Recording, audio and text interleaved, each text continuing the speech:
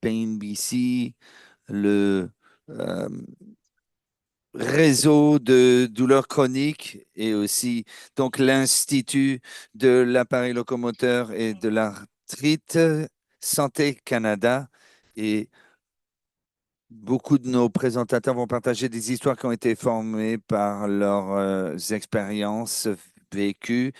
Leurs points de vue ne se sont pas forcément les mêmes que ceux présentés par Douleur Canada et autres. Donc, sachez que ceci est enregistré.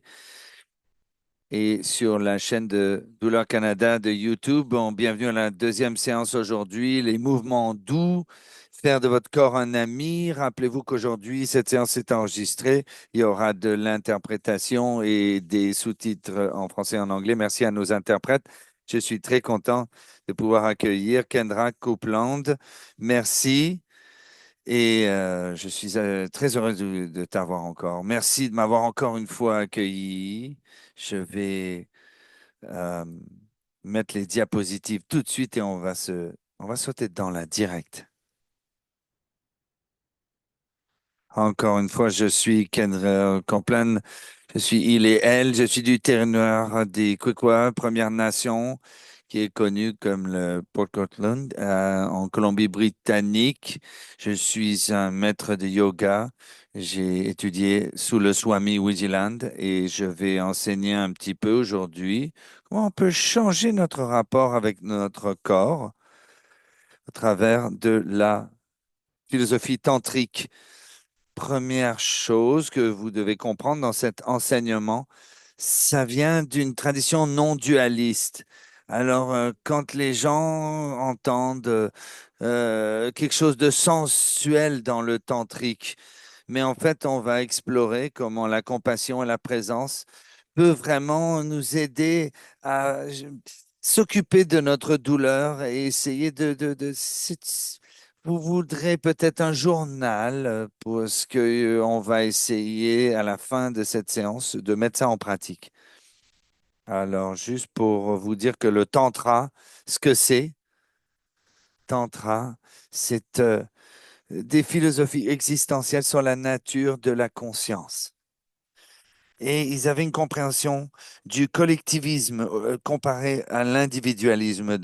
Ces pratiques sont d'origine du sud de l'Asie, à peu près au VIe siècle. Et ils sont surtout essayés de se libérer de la souffrance. Ces enseignements sont pas liés à une religion ou à une pratique dogmatique. C'est vraiment une philosophie.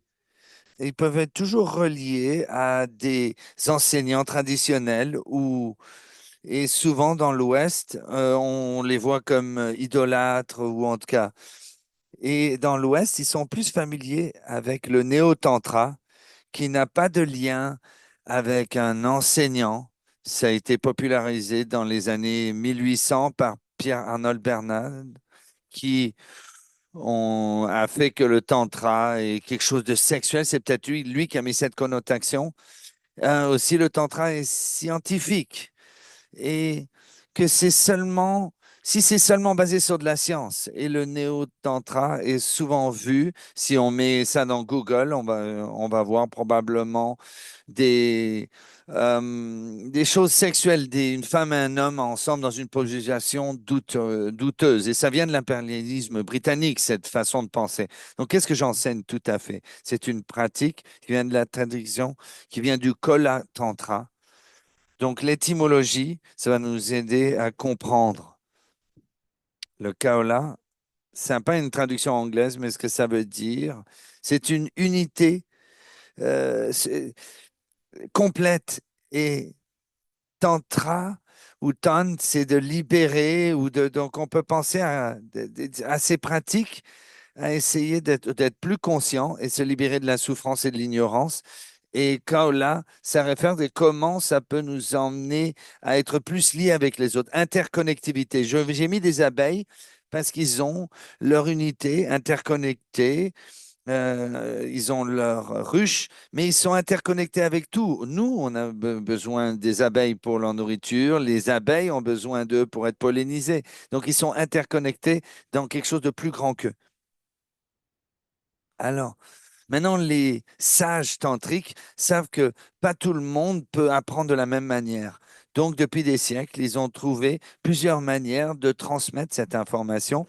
Ça a été des écoles non déistes ou pas, ou alors au travers de la tradition orale, de l'art ésotérique, géométrie, des pratiques tangibles, intangibles, plus symboliques. Il n'y a pas une façon de faire dans le tantra parce que toutes les pratiques peuvent vous apporter vers une libération personnelle.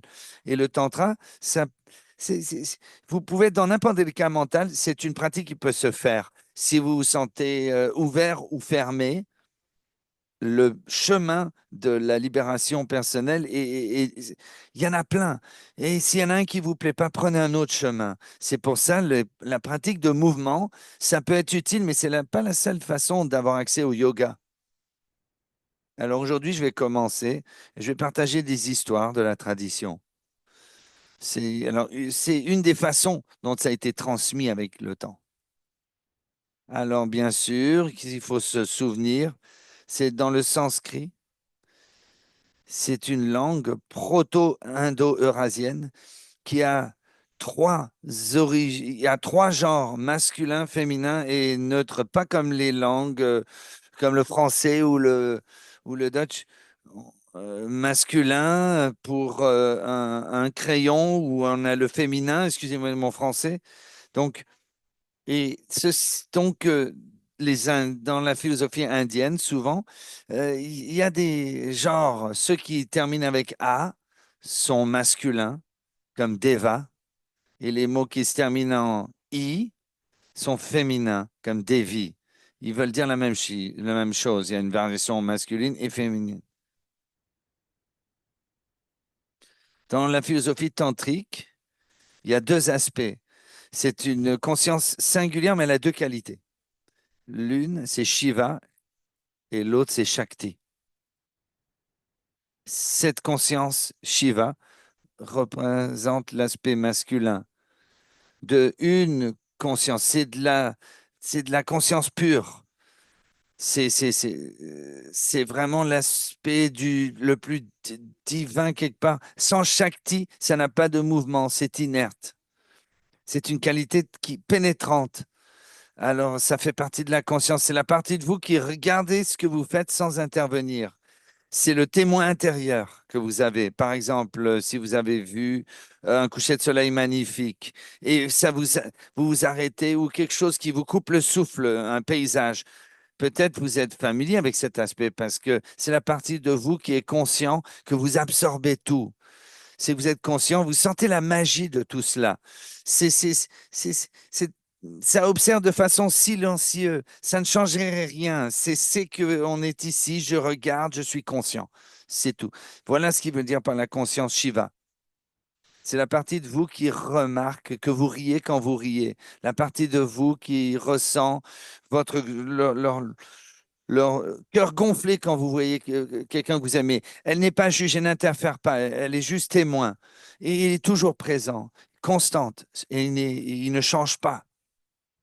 Alors si Shiva, et c'est cette conscience qui ne change pas, qui regarde ce coucher de soleil, Shakti, c'est le coucher de soleil en lui-même, qui brille, vivant, qui change tout le temps. Elle est la pulsion de l'expérience, chaque vague de sensations, chaque clignement d'émotions, plaisir, douleur. Alors, quand on pense à un moment de plaisir, peut-être vous mangez quelque chose que vous aimez, vous adorez, ou une chanson qui vous touche beaucoup et qui vous donne. euh, Quand vous sentez cette sensibilité, cette chose agréable, vous savez que c'est bon. Donc, Shakti, c'est le plaisir, c'est cette chaleur dans le thorax et d'être vivant. Et elle est aussi la douleur. Vous pouvez imaginer un moment de douleur physique ou émotive ou alors vous avez perdu quelqu'un et votre cœur vous fait mal ou vous êtes stressé, donc vous êtes tendu. Shakti est là aussi. Elle est présente. Elle passe dans les contractions, dans la douleur, dans les larmes. Elle représente l'aspect féminin de la conscience, tous les mouvements d'énergie, le monde physique, l'univers, tout ce qui existe là à l'intérieur. Elle est dans la création, elle est dans le cycle de la mort et de la naissance, de la destruction. Sans Shiva, elle existe c'est le chaos. Elle a besoin de cet aspect du témoin intérieur qu'il regarde. Mais ce qu'il faut se souvenir, il y a deux aspects, ce sont deux aspects de la même chose. C'est les deux côtés de la même pièce. Ils sont égaux, il n'y a pas d'hierarchie, ils sont inséparables. C'est pour ça que la philosophie, on les décrit comme des amants qui s'embrassent. Ces deux côtés de la monnaie. Donc, comme on ne peut pas enlever la chaleur du feu, on ne peut pas enlever tous ces aspects de notre conscience. Ils sont unis. Même si on les voit comme une dualité, ils ne font qu'un. Quand on permet le plaisir et la douleur, ou cette conscience Shiva, juste être témoin de ce mouvement d'énergie, ou quelque chose de merveilleux en ressort. Quand on est conscient et l'énergie disparaît, mais cette union, c'est ce qui s'appelle le yoga. C'est se souvenir que notre conscience et nos expériences ne sont séparées. Ce sont les deux côtés d'une même réalité, les deux faces. Et dans toutes les histoires, les dieux et les déesses sont tous les aspects de Shakti et de Shiva. Mais bien sûr, tout ceci est théorique. Et le côté beau du Tantra, c'est qu'on peut l'apprendre au travers d'expériences. Donc, pratiquons cette ce savoir. Alors, je veux que vous preniez une position confortable. Vous allez peut-être fermer vos yeux et laisser votre corps se détendre. Prenez un moment de situer votre respiration, de la sentir.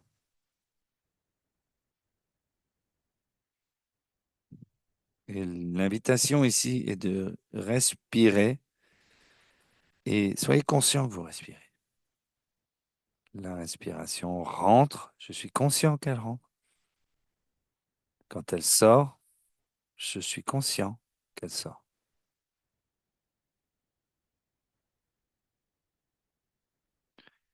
Totalement conscient de votre respiration.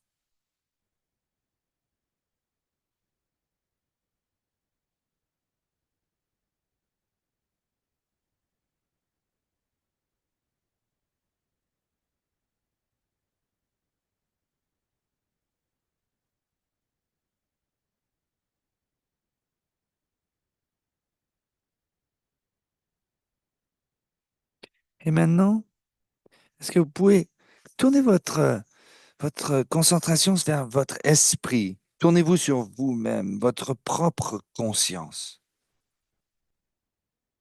Est-ce que vous voyez que c'est une expérience totalement naturelle que vous vivez? Vous êtes juste, vous ne faites qu'exister. Vous n'êtes pas conscient de votre existence, vous ne faites qu'exister. Et quand vous tournez cette attention sur vous-même, il y a une expérience naturelle d'être, tout simplement, d'exister. Vous êtes et vous vous rendez compte que vous êtes, tout simplement. Et de reconnaître ceci et de se rendre compte que vous existez, c'est vraiment un reflet de la confiance. C'est le verbal, c'est verbaliser le je suis, l'expérience naturelle d'être, avant les mots, avant n'importe quelle idée de vous-même, vous êtes. Et c'est pas que vous vivez comme féminin ou que vous êtes une personne blanche ou noire ou que je suis bien ou handicapé ou pas. Vous êtes juste et vous savez que vous êtes, que vous existez. Je suis.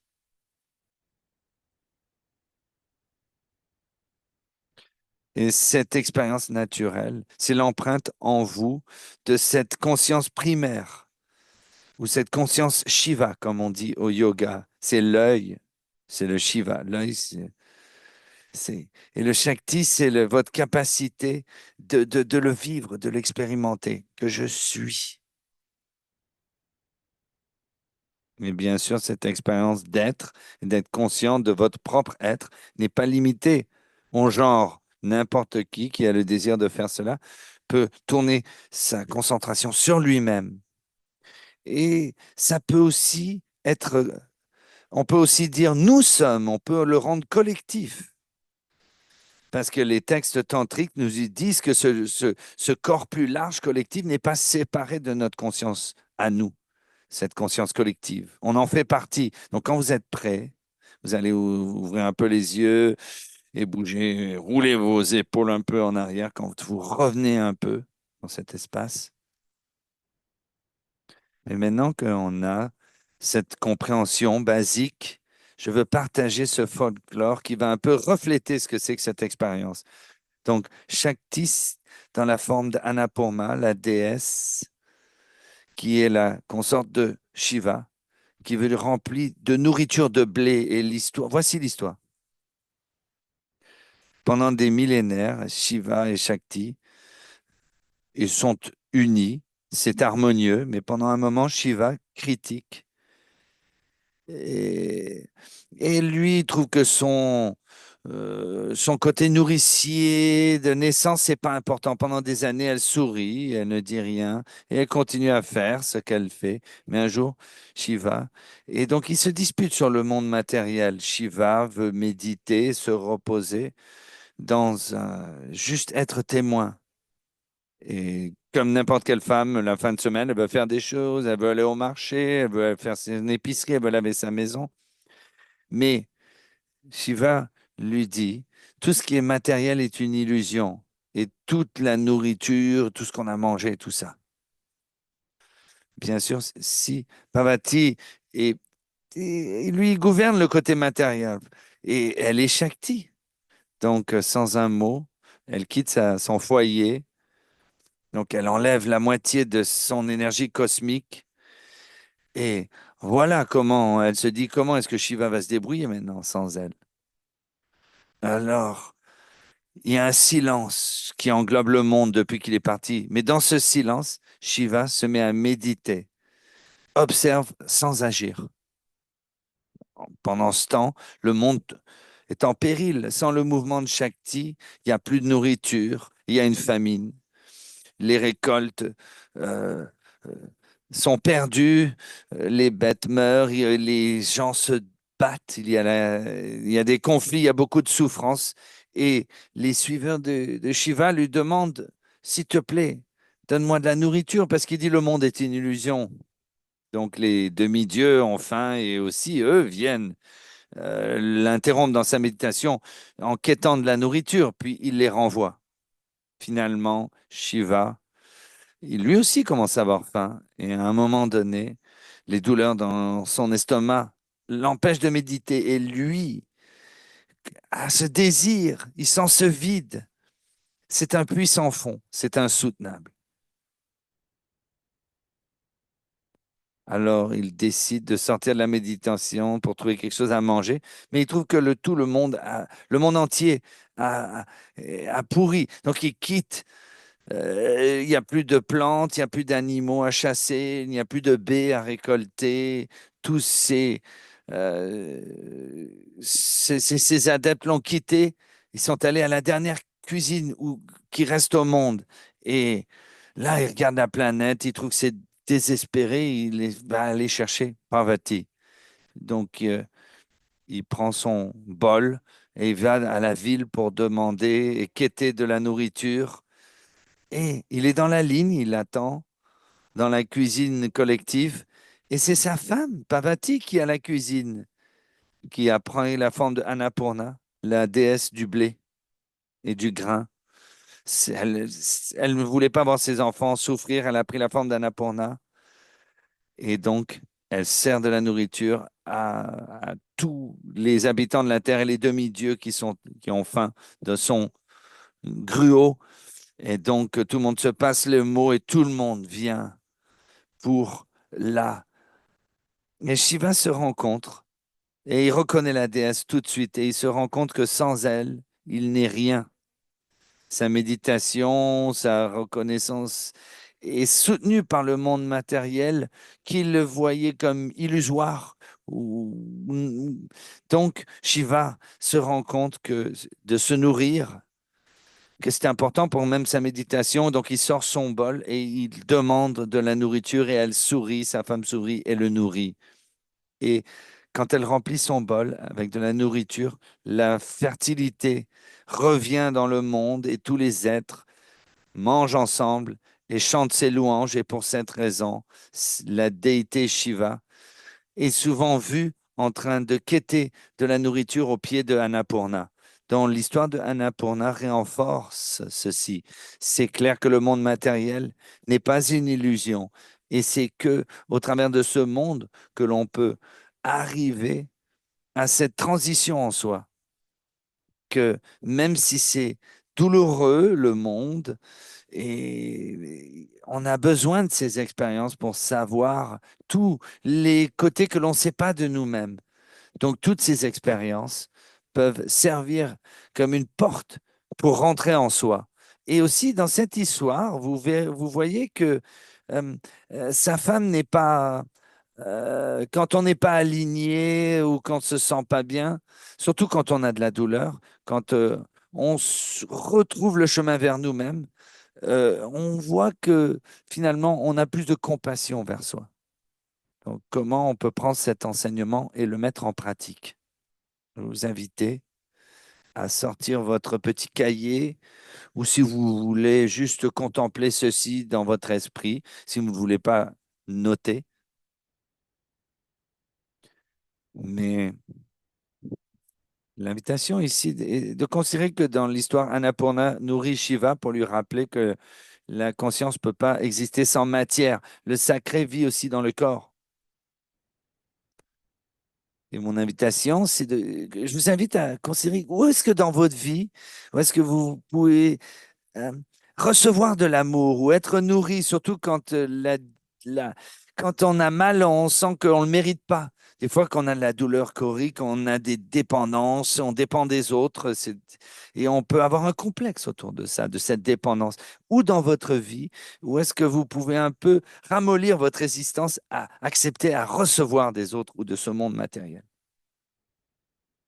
Je vais donner du temps aux personnes de réfléchir là-dessus. Consultez votre cœur et essayez de voir. Hein. Ne vous inquiétez pas, c'est pas une question de bien écrire une bonne grammaire, juste laissez les mots sortir.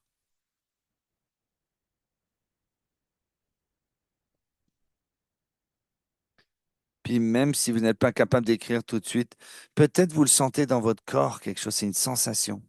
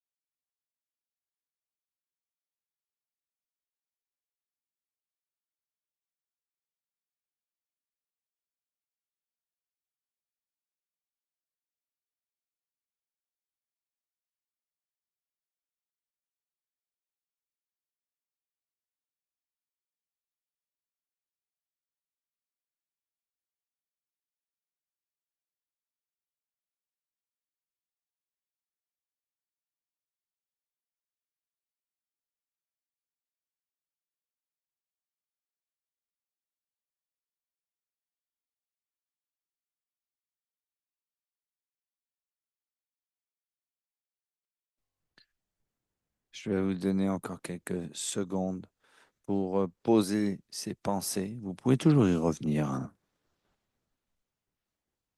L'autre question quand Shiva déclare que le monde est une illusion, Annapurna lui montre que le monde matériel est sacré.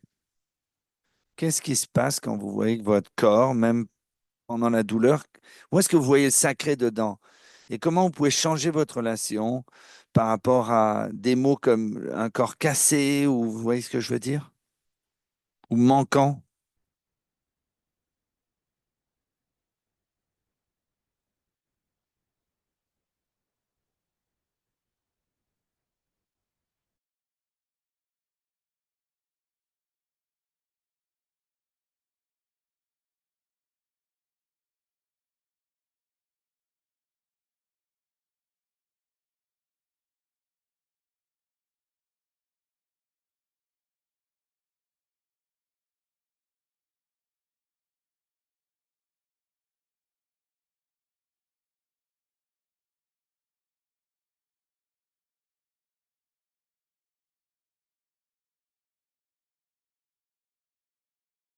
Souvent, quand on vit de la douleur chronique, on voit le corps comme un poids ou une barrière.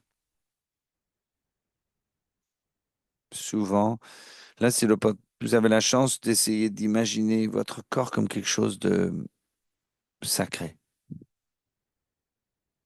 Parce que c'est l'endroit où on a notre premier baiser, la première embrassade d'un ami, ou quand on a dansé avec quelqu'un, ou quand on apprécie juste écouter de la musique et chaque repas magnifique que vous avez mangé, délicieux, toutes ces expériences se passent toutes dans le corps. Mais je ne sais pas comment je peux sentir des liens d'amour avec les autres. C'est avec mon corps, c'est pas avec le canapé ou d'autres objets dans la pièce. Je le sais au travers, je le vis au travers de ce corps. Vous voyez ce que je veux dire? Le dernier question que j'aimerais que vous considériez, il y a des, quand on vit avec de la douleur chronique, il y a des moments, euh, il faut se reposer peut-être plus ou alors faire moins ou bouger lentement. Annapurna, son bol n'est jamais vide. Elle, c'est pas forcément important la quantité, c'est, c'est comment est-ce que vous pouvez honorer la partie de vous qui donne et celle qui doit recevoir. Quelle pratique vous aide à remplir votre bol vous-même pour que vous donnez? Quand vous donnez, ça vient d'un endroit qui est soutenable, où c'est possible de donner, hein. Vous vous épuisez pas, non?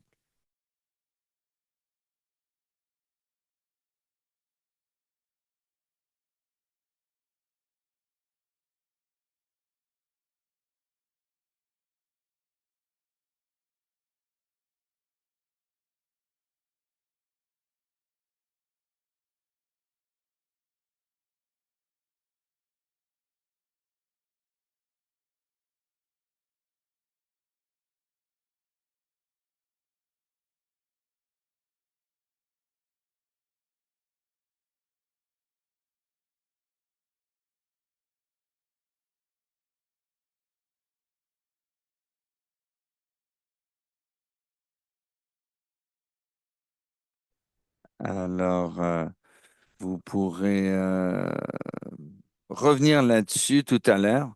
Mais là, vu que vous êtes dans votre corps, est-ce que vous avez besoin de bouger peut-être un peu vos épaules? Qu'est-ce que veut le corps un peu? Est-ce qu'il veut tourner un petit peu la tête comme ça, des rotations? Peut-être c'est de faire des rotations avec les poignets, les chevilles. Peut-être vous voulez vous lever puis vous étirer un petit peu. Prenez un peu de temps de répondre aux besoins de votre corps, honorer votre corps. Et là, une citation de Sonia René-Taylor. Votre corps n'est pas une apologie, c'est votre maison dans le monde et vous devez l'aimer dans tous ses aspects et toute sa magnificence. Et ça, c'est vraiment l'apprentissage, l'enseignement du tantra. Quel que soit ce qui se passe dans notre corps, c'est notre maison dans ce monde et il faut le respecter, il faut l'honorer. Alors, je vais mettre pause là, ici. Merci de m'avoir accueilli dans cet espace et de pouvoir partager ces pratiques avec vous. Je suis très reconnaissante d'être ici et d'avoir pu parler avec vous. Merci. Je passe le micro à Jenny. Merci, Kendra. Là, je me sens très, très reconnaissante. Merci. Tu as parlé de Taylor, que ton corps n'est pas une apologie. J'y ai pensé toute la semaine. Comment est-ce que je peux continuer à donner dans cette conférence et recevoir du comité directeur? Comment est-ce que cette conférence peut un peu tous nous nourrir et nous soutenir, pas juste dans le comité directeur, mais avec les présentateurs et toutes les personnes, les participants, comment est-ce qu'on peut se soutenir et se nourrir quand on vient tous de différents endroits finalement, et je vais essayer de me rassembler un petit peu, excusez-moi. Rappelez-vous tout le monde que c'est tout ceci est enregistré. Vous pourrez le revoir plus tard et peut-être même plusieurs fois. On va prendre une petite pause. On revient dans 15 minutes. Je vais me donner des câlins pendant 15 minutes. Regardez l'agenda de la prochaine session et on vous voit tout à l'heure. On rajoute encore des ressources des différentes sessions. Notre dernière séance, c'est donc cartographier l'avenir de la recherche sur la douleur. Et là, c'est une qui est où on va beaucoup interagir. Donc, je suis très excité pour tout le monde, très emballé pour tout le monde. Revenez dans 15 minutes. C'est 12 Pacifique, 3 dans l'Est, 4 Atlantique, 4h30 à Terre-Neuve. Alors, j'espère vous voir très bientôt et reposez-vous et aimez-vous, hein, vous-même.